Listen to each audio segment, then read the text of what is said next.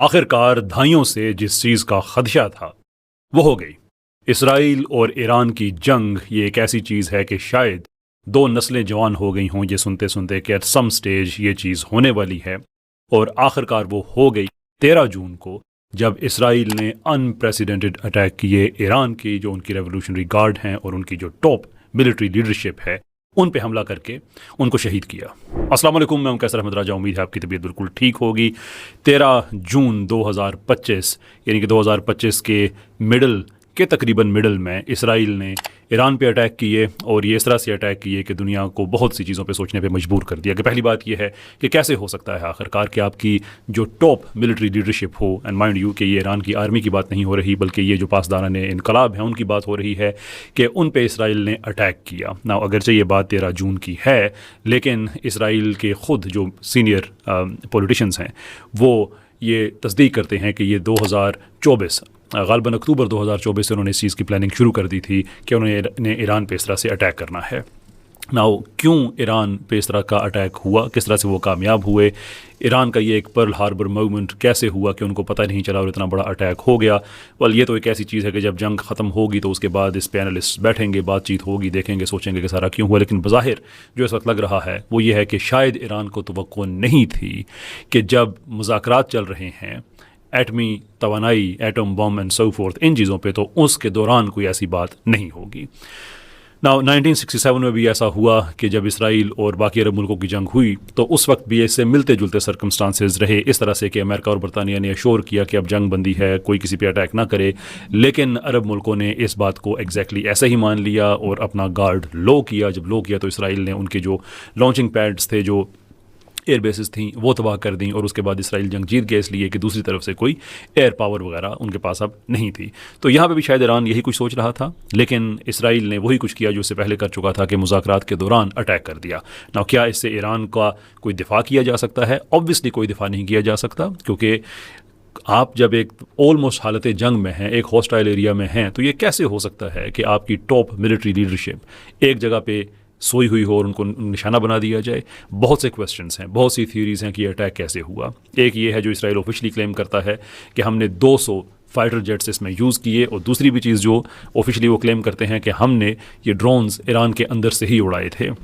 اب یہ دو تھیوریز ہیں کہ آخرکار اٹیک کس نے کیا، یہ بھی چیزیں ساری بعد میں سمجھ آئیں گی، ابھی تو صرف دعوے ہیں۔ میرا گمان یہ ہے کہ ڈرونز والی تھیوری زیادہ بہتر لگتی ہے، اس لیے کہ اسرائیل نے جو اٹیک کیے ہیں وہ اپنے جو ٹاپ جہاز F-35 ہے، اگر اس سے بھی کرے تو نیوتم بیس اور تہران کا جو ڈفرنس ہے وہ تقریباً 620 میل کے لگ بھگ ہے، اور 540 میل کے لگ بھگ جو ہے وہ اس سپیڈ پہ F-35 نے آنا ہے، وچ مینز کہ اس کو پہنچتے پہنچتے تقریباً 1.25 گھنٹہ لگنا ہے، اور پھر 1.25 گھنٹے لگنا ہے واپس جانے میں۔ کچھ اور ٹیکنیکل چیزیں ہیں جو میں چھوڑنا چاہتا ہوں کہ وہ راستے میں فیولنگ کہاں کرے گا، ایئر فیولنگ کے لیے لینڈ کرے گا یا ہوا میں اس کو فیولنگ ملے گی، سو فرد اس چیز کو چھوڑتے ہوئے سوال یہ ہے کہ اگر اسرائیل نے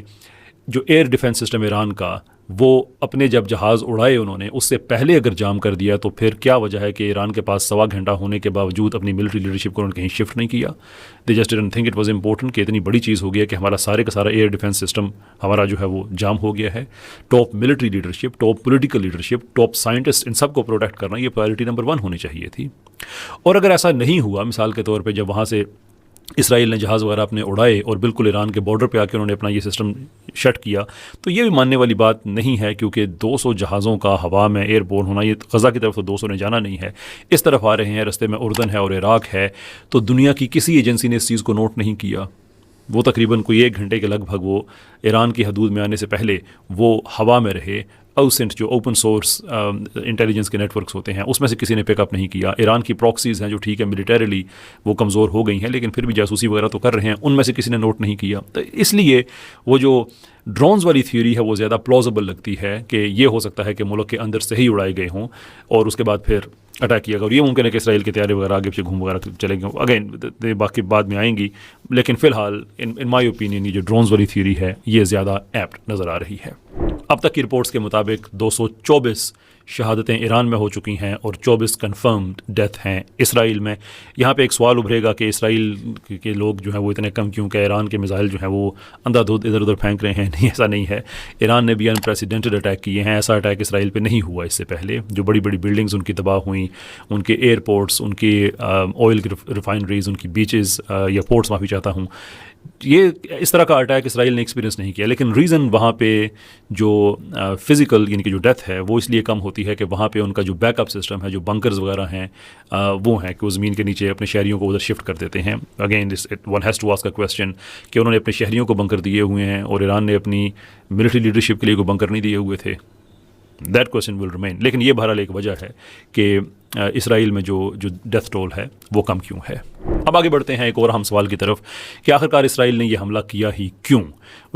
ایک اس کی آفیشیل وجہ بتاتے ہیں کہ ایران کے سے ہم نیوکلیر پاور اگر ایران کے پاس آ جاتے ہیں تو یہ اسرائیل کے لیے خطرہ ہوگا، تو ہم نے اس کی نیوکلیر کیپیبلٹی کو ختم کرنے کے لیے یہ اٹیک کیا ہے. لیکن اس کے ساتھ ساتھ وہاں پہ رجیم چینج کی باتیں بھی اسرائیل میں اسٹریٹ وے ہونا شروع ہو گئیں کہ ہمیں وہاں پہ یہ سسٹم ہی نہیں چاہیے. اب جب وہ رجیم چینج کی بات کرتے ہیں تو یہ ذہن میں رکھیں کہ ان کا مطلب یہ نہیں ہے کہ جو کرنٹ وہاں پہ حکومت ہے یہ ریپلیس ہو جائے. رجیم چینج کا مطلب ہے کہ جو وہاں کا جو پولیٹیکل سیٹ اپ ہے وہ چینج ہو جائے. یعنی مثال کے طور پہ اگر وہ لرا سے اٹیک کر دیتے ہیں، وہاں کی جو کلرجی ہے اس کو ختم کر دیتے ہیں، تو جو کلرجی کی کوئی ریپلیسمنٹ میں جو کلرجی آئے گی وہ تو ویسے ہی نظریات رکھنے والی ہے، اسے تو کوئی فرق نہیں پڑے گا. آپ وہاں کے صدر کو اگر آپ ہٹ کرتے ہیں، زخمی کر دیتے ہیں، شہید کر دیتے ہیں، تو جو نیا صدر آئے گا وہ بھی ویسا ہی ہوگا. تو ان کی مرضی بنیادی طور پہ وہاں پہ ایک سیکولر سیٹ اپ لے کے آنے کا ہے، ایسا سیٹ اپ جو اسرائیل کی جو گریٹر ایکسپینشن ہے اس پہ خاموش رہنے والا ہو.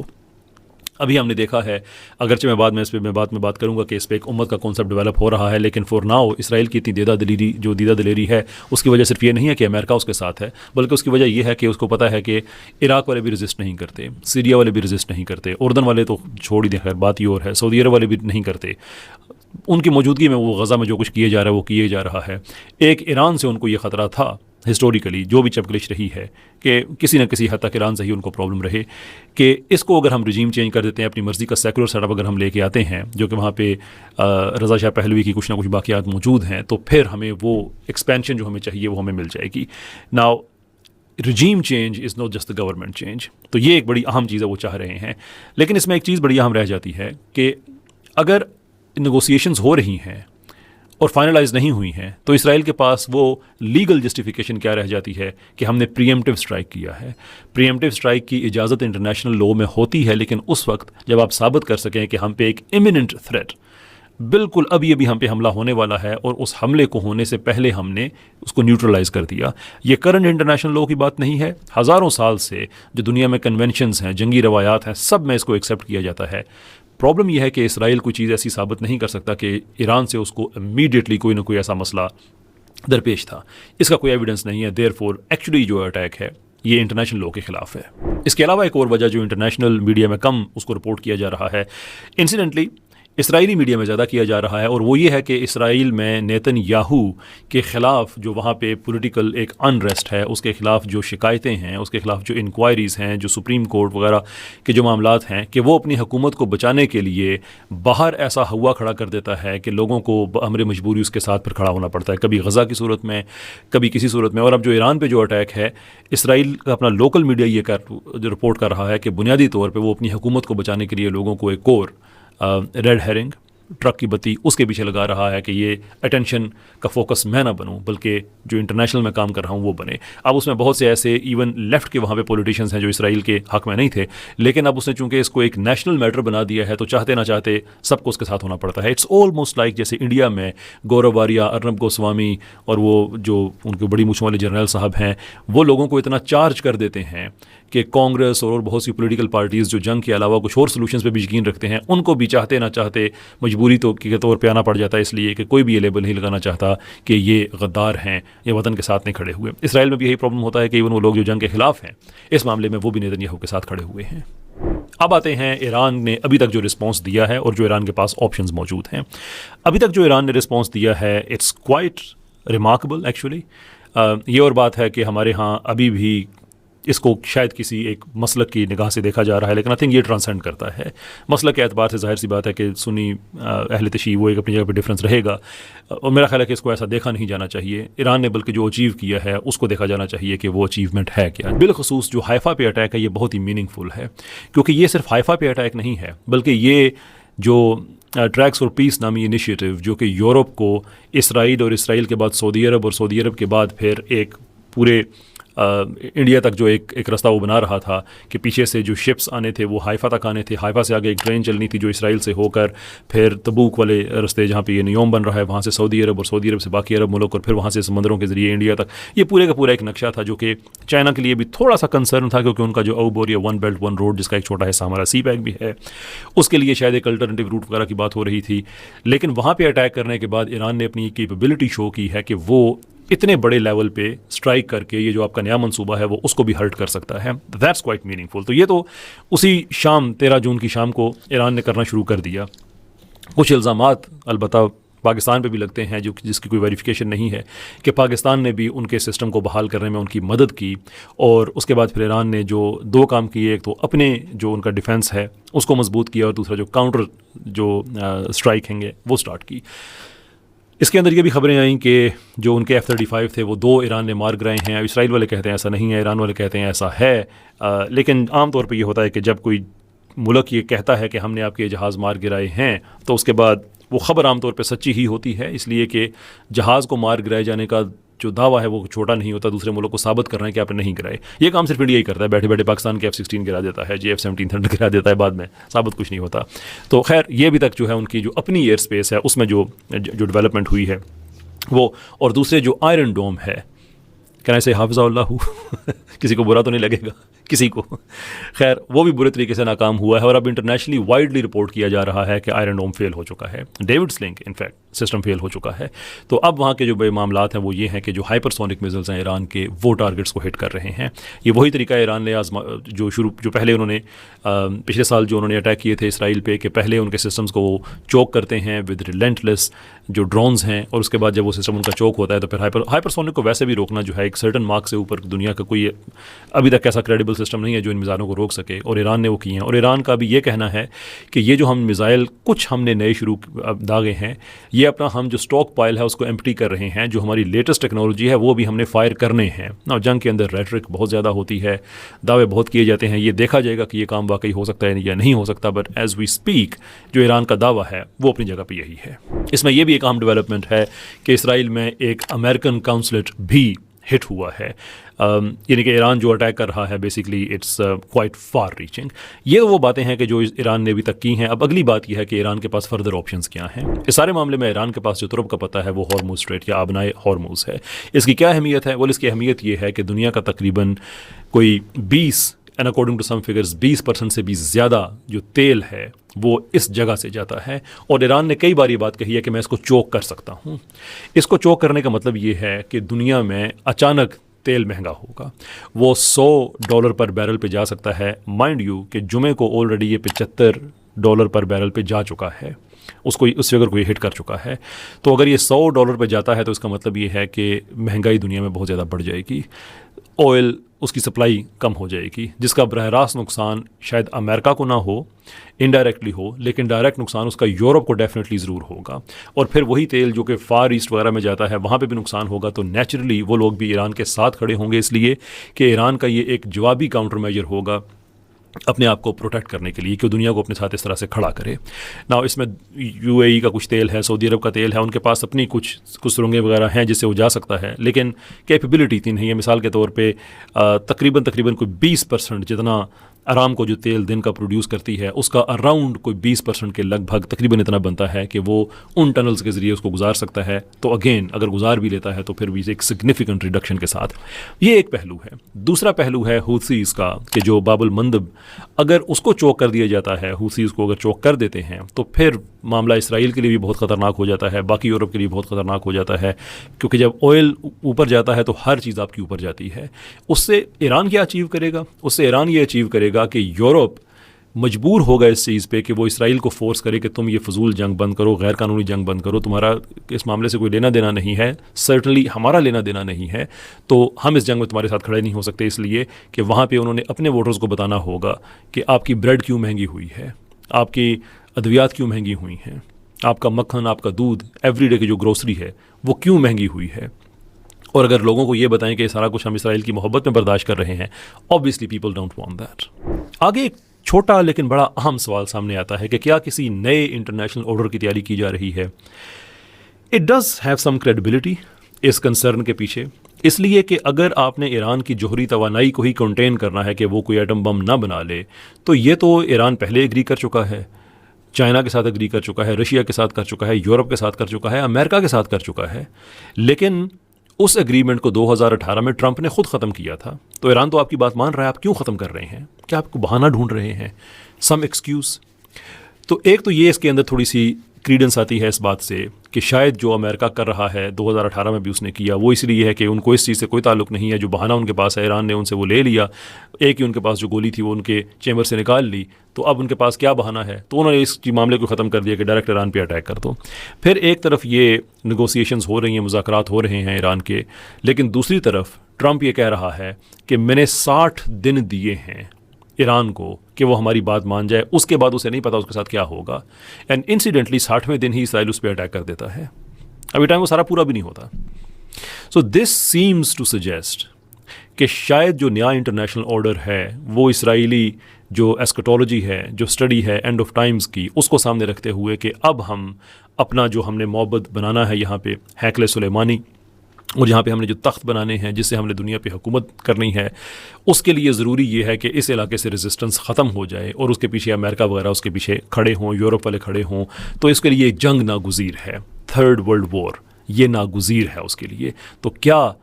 ایک نئے آرڈر کے لیے تھرڈ ورلڈ کی طرف ہم جا رہے ہیں؟ دیر از اے ویری امپورٹنٹ کویسچن۔ اور اس سوال کے جواب کے لیے ہمیں کچھ چیزوں کو انالائز کرنا بڑا ضروری ہوگا۔ نمبر ایک تو یہ کہ ایک اومیٹک کانسیپٹ دوبارہ سے ریوائیو ہوتا نظر آ رہا ہے، جیسے پاکستان انڈیا کی جنگ میں پوری امت نے سیلیبریٹ کیا تھا، اس جنگ میں بھی ہم دیکھ رہے ہیں کہ اگرچہ پاکستان کے اندر کچھ ایک ایلیمنٹ پایا جاتا ہے کہ لوگ اس کو بھی مسلک کی نگاہ سے دیکھ رہے ہیں، لیکن by and large state of Pakistan نے ایران کے ساتھ کھڑے ہونے کا اعلان کیا۔ خواجہ آصف صاحب نے بڑی ریمارکبل باتیں کی کہ ہمیں ایک جو سب مسلمان ملکوں کو اکٹھا ہونا چاہیے۔ اس کے علاوہ سعودی عرب نے برادرلی اسلامک کنٹری بڑے کیئرفلی الفاظ انہوں نے چوز کیے، اپنا انٹینٹ شو کیا۔ باقی اسلامی دنیا میں بھی ایران کے ساتھ لوگ کھڑے ہیں کہ وہ اس کو دیکھ رہے ہیں کہ یہ ایک ایسی جنگ ہے کہ جو مسلمانوں کی اور صہیونیوں کی ہے۔ نا یہ تو کچھ جذباتی باتیں ہو سکتی ہیں، لیکن اس کے اندر ایک اور بڑی اہم ڈیولپمنٹ ہے، اور وہ یہ کہ امریکہ کے ریٹائرڈ کرنل ڈگلس میگریگر، اور وہ ڈیفینس انالسٹ بھی ہیں، انہوں نے ایک ڈیمنگ پوسٹ کی ہے ایکس پہ، جس میں انہوں نے کہا کہ ہم نے